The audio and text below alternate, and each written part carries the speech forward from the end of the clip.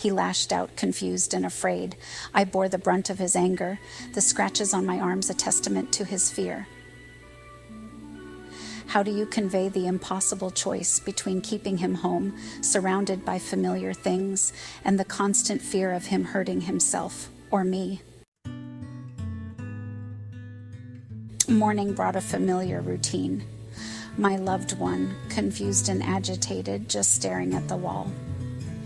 He didn't recognize his own reflection in the mirror, his fear transforming into anger directed at me. His caretaker and his wife, the look on his face said it all. He didn't know who I was. The nights were worse, punctuated by my loved ones, restlessness and nightmares and hallucinations.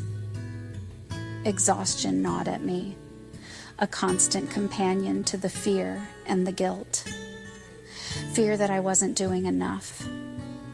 Guilt that I resented my loved one I loved, even as I cared for him. It happened so quickly. 1 minute my loved one was semi-calm. The next he was agitated, his eyes wide with terror. No words, just grunting, groans. The remote control became a weapon, flung across the room in a fit of rage. But I got good at dodging it. I tried to calm him, my voice soothing, my touch gentle. But the storm had taken hold. He pushed, picked me up by my neck, and threw me against the closet doors, taking them off their tracks, his strength fueled by fear and confusion and agitation. I was scared what his next move would be. He was lost in his own world, the man I knew buried deep beneath the dementia. I managed to get to the phone, my hands shaking, and I dialed hospice, but again too busy to come by. Give him lorazepam and call back in 20 minutes. Do I have 20 minutes? I didn't know.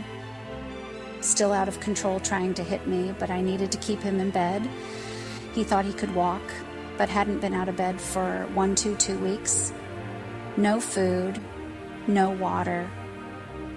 I knew he would fall and break his hip, leg, something. Pillows were around the bed and all over the floor, but his agitation was, he wanted to get up, but he wasn't really there. I called hospice again, same response. Lorazepam, 20 minutes. This continued. My son came over and he couldn't keep me safe. Vice versa. Then I had guilt. Should I kick my son out? I don't want him hurt, but I knew he wouldn't leave. My son, very strong, couldn't keep him from grabbing my neck over and over, grabbing my hands so tight they turned purple, kicking my son to keep him away. I wanted to walk away, let him fall. But then I knew more pain for him if he broke something. So I called hospice and said, I'm calling 911.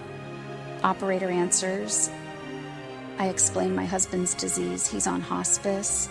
He won't stop hurting me and my son. I said he hadn't eaten, drank, or walked in weeks if he fell, which I knew he would. He would break something. Zero compassion, empathy, just telling me I can't keep him in bed. I said again, Sir, I'm trying to keep him safe. The guy wasn't getting it, so I threw the phone, begging my loved one to let go of me. Stop hitting. We were trying to help him. My son saying, come on, man, let us help you. The kicking got worse. He's hitting me in the face. I'm in tears. My son's in tears. My mom in shock of what was happening. Ambulance and fire show up. I explain. They said, yeah, heart disease, giving him shots. My loved one kicking, hitting, groaning, kicking off his sheet, only to be left in diapers on the gurney.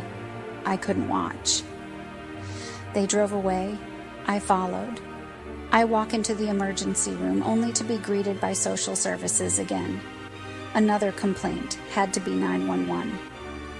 But she said, be prepared, you most likely have to bring him home. I looked at her and said, "You must be kidding me." "Nope," I said simply. 2 counts of abuse to the elderly. And now you want me to take him home? Most likely. I just walked away. He was still out of control.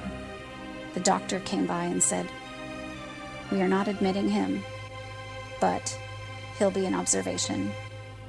Go home, get some rest." I went out to my car and cried, called a dear friend, and he said, "Call the Nevada State Ombudsman." "What's that?" I asked.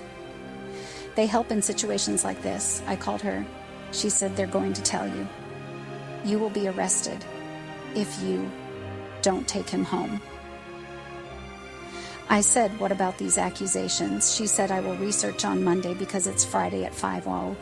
Please don't go visit. Just call his hospitalist." I agreed. But as I looked at my loved one, his chest heaving, his face contorted in anger and fear, I felt a wave of despair wash over me. This was my life now, a constant struggle against an invisible enemy,